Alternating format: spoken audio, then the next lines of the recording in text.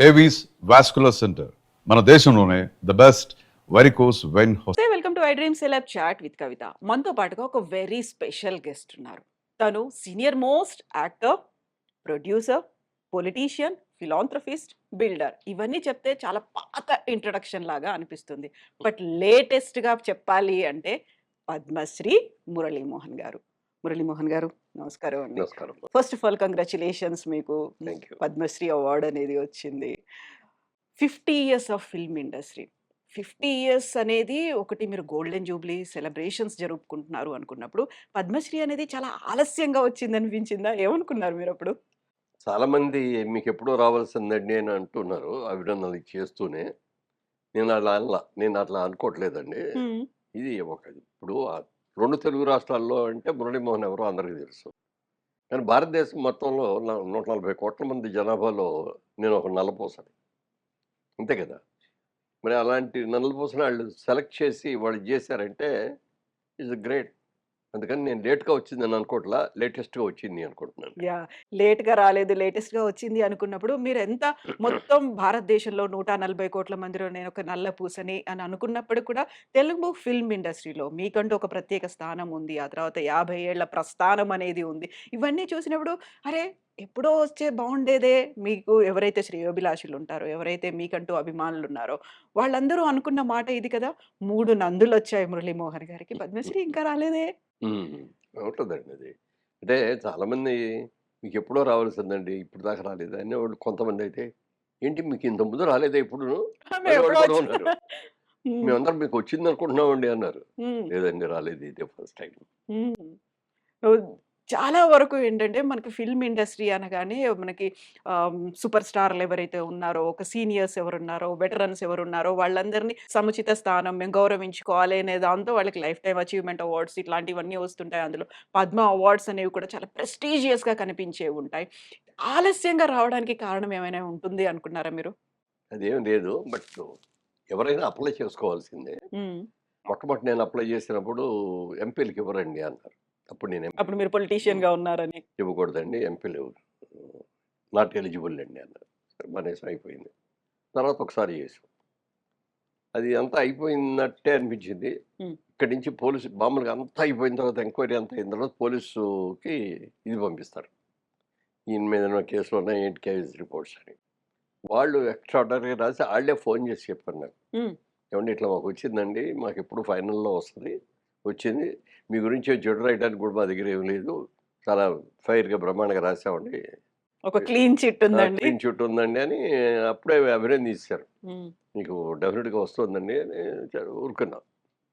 ఊరుకున్నా కానీ ఎవరి దగ్గర అనలా అది. అది ఇట్లా అన్నారనేది కూడా. కానీ రాలా. హ్మ్. ఏ ఇయర్ అది? ఎప్పుడయింది? ఏ హీరో గుర్తులేదు. 3 ఏళ్ల క్రితం అనుకుంటా. ఓకే. 3 హ్మ్. ఏళ్ల క్రితం. సరే మనకు రాసిపెట్టలేదులే వద్దులే దాని గురించి మానేద్దాం అనుకున్న తర్వాత ఫ్రెండ్స్ అందరూ కొంచెం బలం చేసి లేదు ఇంకొకసారి అప్లై చేయండి. సరే లాస్ట్ అండ్ ఫైనల్ ఇది. మూడోసారి అన్నమాట ఇది. మూడోసారిగా అప్లై చేశాం. అలాంటి సెంటిమెంట్ ఉందా మీకేమన్నా? అలా అని మూడోసారి కాదు. అలాంటిది? అది అలా సెంటిమెంట్ ఏం కాదు కానీ ఈసారి కూడా రాకపోతే ఇక అసలు ట్రై చేయొద్దు అని అనుకున్నాను. హ్మ్. సరే అప్లై చేసాం. రోజు మార్నింగ్ టైము వాక్ చేస్తున్నా. జనరల్‌గా మార్నింగు 6-7 వాక్ చేస్తా ఉంటా. వాక్ చేసేటప్పుడు ఫోను జేబులో ఉంటది. ఎందుకుంటదంటే కాల్స్ కోసం గాదు. హ్మ్. మన కౌంట్ కౌంట్ చేయడానికి ఎన్ని వాక్‌లో అడుగులేసారు? ఎన్ని అడుగులేసామనే కౌంట్ వస్తది. అందుకని పెట్టుకున్నాను. వస్తే ఏదో ఫోన్‌లో వచ్చింది. ఫోనొస్తే తీసి చూస్తే అన్‌నోన్ నంబర్. పేరు లేదు. వదిలే అని జేబులో పెట్టేసుకున్నా. హ్మ్. మళ్ళీ వచ్చింది. మళ్ళీ వచ్చేప్పటికి ఏంటి రెండోసారి వచ్చింది మళ్ళీ అదే నెంబరని ఎవరో కనుక్కుందామని హలో ఎవరండి అన్నా. మురళీమోహన్ గారా అన్నారు. అవునండి అన్నా. హ్మ్. మాగంటి మురళీమోహన్ గారా అన్నారు. కన్ఫర్మేషన్ కోసం. అవునండి అన్నా. మీది ఏలూరు దగ్గర చాటపుర్రా? అవునండి అన్నా. ఇంకా ఏవో అడిగారు. ఎందుకు సార్ ఇన్ని అడుగుతున్నారు అన్నా. ఏం లేదండి మేము ఢిల్లీ నుంచి హోమ్ డిపార్ట్మెంట్ నుంచి మాట్లాడుతున్నాం మేము. హ్మ్. మీకు సెలక్షన్స్‌లో మీ పేరు కూడా ఉందండి. హ్మ్. ఆహ్, అని చెప్పి మీరు తీసుకుంటారా ఇది అన్నాడు. అదేంటి యాక్సెప్ట్ సార్ చేస్తారా మీరు? ఆ! హ్మ్. అదేంటి సార్ ఆ మాట అన్నారు. హ్మ్. ఎవరినో వద్దా అంటారా అంటే, లేదండి కొన్ని సందర్భాలు జరిగినియి. మా అర్హతకి చక్కగా ఇవ్వలేదని, మాకింత లేట్‌గా ఇచ్చారని అలిగి, అలా. అది గవర్నమెంట్‌కి అది మేము క్లారిఫై చేయకోకుండా ఇచ్చేస్తే, రేపొద్దున మీరు రిజెక్ట్ చేశారనుకోండి, మాకు ఇన్సల్ట్ కింద లెక్కొస్తది కదా! అందుకని కనుక్కుంటున్నామండి అన్నాను. చాలా సంతోషం. నాకైతే చాలా సంతోషంగా ఉంది. పొద్దున్నే మంచి వార్త చెప్పారు. అంత పొద్దున్నే వచ్చింది మళ్ళీ ఆ! కాల్ కూడా. అంతే. యూజువల్‌గా మనం ఏదైనా ఆఫీస్ అవర్స్ అనుకుంటాం కదా! లేదు 6:30కో ఎప్పుడో వచ్చింది. హ్మ్. నేను 6-7 నడిచేటప్పుడు, ఆ నడిచే టైంలో మధ్యలో వచ్చింది. ఎగ్జాక్ట్ టైం చూడలేదు అప్పటికి. వచ్చిన తర్వాత సాయంత్రం ప్రెస్ మీట్ ఉంటదండి. ఆ ప్రెస్ మీట్‌లో ప్రైమ్ మినిస్టర్ గారు అనౌన్స్ చేస్తారు. అప్పుడు దాకా మీరెవరికీ చెప్పకూడదు. "లే లేదని చెప్పనండి" అన్నా. "Even to your family members చెప్పకూడదు" అన్నారు. ఓహ్! అక్కడ ఒక్క నిమిషం ఆలోచించి "అలాగేనండి" అన్నా. "మర్చిపోరు కదా! ఎవరికీ చెప్పరు కదా!" అన్నాడు. "లేదండి డెఫినిట్‌గా చెప్పను. ఆ మాట అంటే మాటేనండి. చెప్పనండి" పెట్టేసాం. లోపల ఆనందం వస్తాంది. ఎవరితో ఆ! పంచుకోవాలి తెలీదు. ఇంత మంచి కబురు ఎవరితోనో పంచుకుంటే కదా ఆనందం రెట్టింపయ్యేది. అవును. పంచుకోకూడదు వాడికి మాటిచ్చాం. ఇంట్లో వాకింగ్ అయిపోయి ఇంటికెళ్ళగానే వైఫ్ అక్కడే ఉంది, హ్మ్. అబ్బాయి అక్కడే ఉన్నాడు, కోడలు అక్కడే ఉంది, అమెరికా నుంచి వచ్చిన మా కూతురు అక్కడే ఉంది. అందరూ ఉన్నారు ఇంట్లో. అక్కడికెళ్ళి చెప్పేద్దామని ఒక ఉత్సాహం. నో. మనం మాటిచ్చాం. అవును. మాట తప్పకూడదు. Even to your wife, even to your family అని అన్నారాళ్ళు. ట్రూ. పర్టిక్యులర్‌గా. అన్న తర్వాత చెప్పలే ఎవరికీ.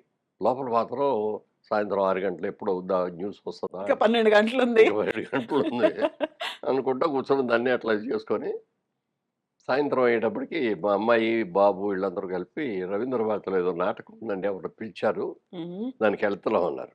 ఎప్పుడు 5:30కి. వెళ్ళొద్దు బాబు ఉండండి అనంటే ఎందుకు అనంటారు. హ్మ్. ఎందుకంటే చెప్పాలి. హుహు. మరి చెప్పనని మాటిచ్చాను. మనం మాటిచ్చిన తర్వాత తప్పకూడదు అనుకున్నాం. అవును కదా! అందుకని చెప్పలా. హ్మ్. చెప్పలేదు. సరే ఎళ్తున్నారంటే వెళ్ళండి అన్నా. వద్దు అని అనలేను. అలా అని చెప్పను లేను. సరే వెళ్ళండి అన్నాడు. ఒక సంకట పరిస్థితి అక్కడ. ఆ! సరే వెళ్ళిపోయారాళ్ళు. వెళ్ళిపోయిన తర్వాత 6 అవుతాంది. ఆహ్, ఛానెల్ మారుద్దాం మావోడిని. హ్మ్. ఛానెల్ మారుద్దాం. ఏదైనా న్యూస్ ఛానెల్ న్యూస్ అని పెడదాం. వస్తది. న్యూస్ చూడాలి అన్నా. ఆ! న్యూస్ తర్వాత చూసుకుందురు గానిలెండి. ఇదేదో ఈ సీరియల్ ఏదో చూస్తే ఇది అయిపోతాంది. ఇది అయిపోయిన తర్వాత చూదురు గానిలే అన్నా. ఆవిడకి చెప్పలేను. ఇట్లా ఏదో న్యూసు పద్మ అవార్డ్స్ వస్తాంది. మన పేరేమన్నా ఉంటదేమో చూద్దాం అనే మాట కూడా అనలేను. అనలేరు. మనసులో ఇంకో అనుమానం ఉంది. అసలు ఇది రియల్ కాలా? ఫాల్స్ కాలా? అంత ఒకటి. పొద్దున్నే ఎందుకొచ్చింది? అంత పొద్దున్నే ఎందుకొచ్చింది? మామూలుగా ఆఫీస్ టైమ్‌లో హ్మ్. చేస్తారు గదా! అవును.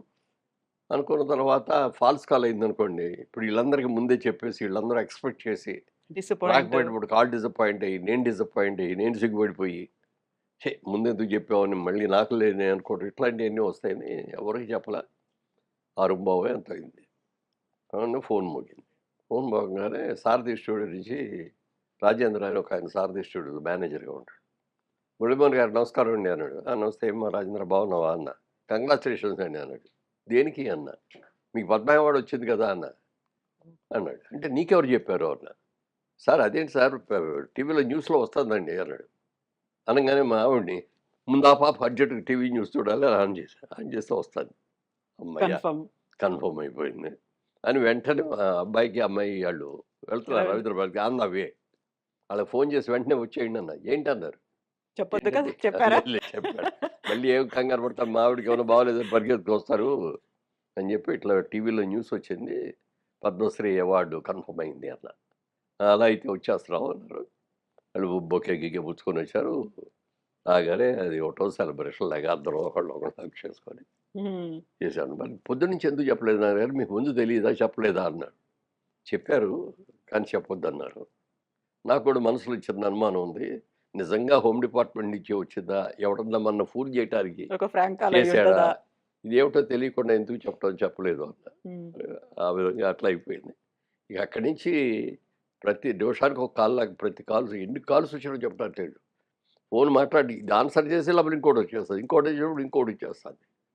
ఇక మా ఆవిడ ఫోన్ కూడా తీసుకొని ఇంతే ఆడికి ఇదొస్తది. ఆవిడ చుట్టాలు, ఆవిడ తెలిసినోళ్ళు, ఆవిడ ఫ్యామిలీ మెంబర్స్. అట్లా ఇక అసలు ఫోన్ అయిపోయింది. రాత్రి 11, 12 దాకా ఫోన్‌లు చూస్తానే ఉన్నా. హ్మ్. మార్నింగ్ లేచినప్పటికి మళ్ళీ మార్నింగ్ మొదలైంది. సరే ఇవాళ వాకింగ్ ఎగ్గొట్టేద్దాంలే ఫోన్‌లు అని ఆ రోజు పోనీ కాలేదా వాకింగ్ ఇంకా? రెండో రోజు వెళ్ళా. ఒకటి అంటే 26 తారీఖు. 25 నైట్ ఇది. 25. 26 మార్నింగ్ వెళ్ళాలి.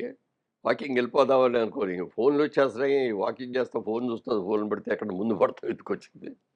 వాడికి మానేద్దాంలే అనుకోని ఇంట్లో కూర్చొని